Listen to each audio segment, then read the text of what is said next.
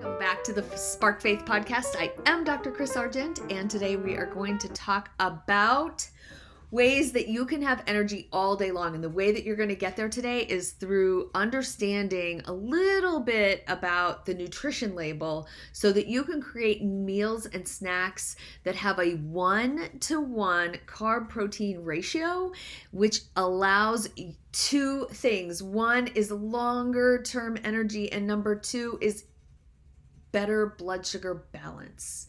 And those are the things that will keep your head together. They will keep you from craving. It creates all kinds of energy because your body has fuel for a longer period of time. How does that sound? Okay, so let's just go ahead and dig right in. I know that you're going to share this one with your friends because you want your friends to be on board with you on this one.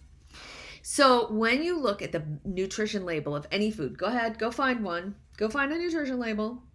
All right, when you look at that, you're going to, first place you want to look, go find your favorite protein bar in quotes, and look at the protein actually in the bar. How much protein is there, right? So think about protein coming in small little packets, right? And we're going to eat so many packets a day, but think about protein coming in small little packets in terms of 7 grams in each packet, which is around an ounce. Okay, so 7 grams, ounce is a protein. And the way that you remember that, protein has 7 letters. So it's really easy. And everything on the nutrition label is in grams.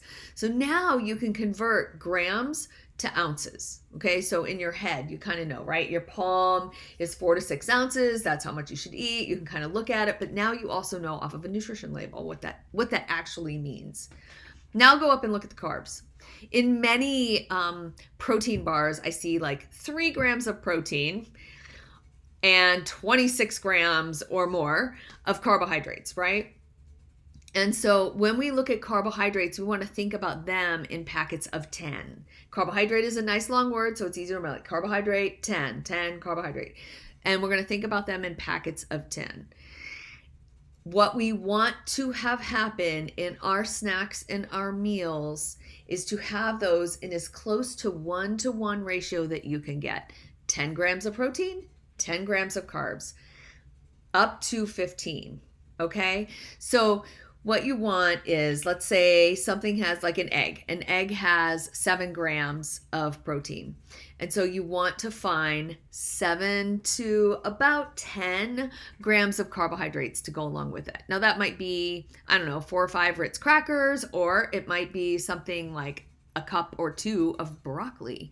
So now you're getting in an enormous amount of food with your egg and fiber and nutrition, right? Instead of just going for a part of a piece of bread, which isn't going to fill you up.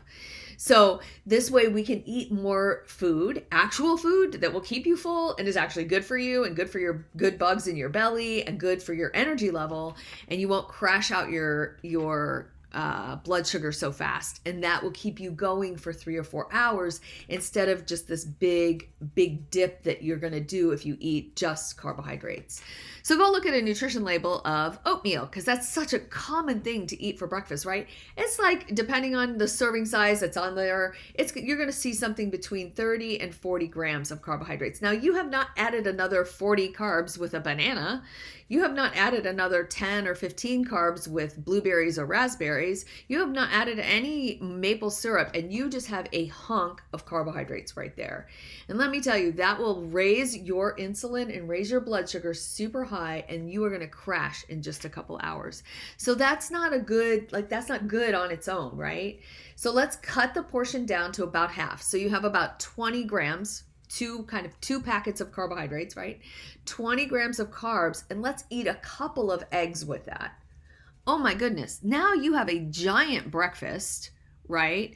You've got 14 grams of protein. You've got about 20 grams of carbohydrate, pretty close to that 1-to-1, right?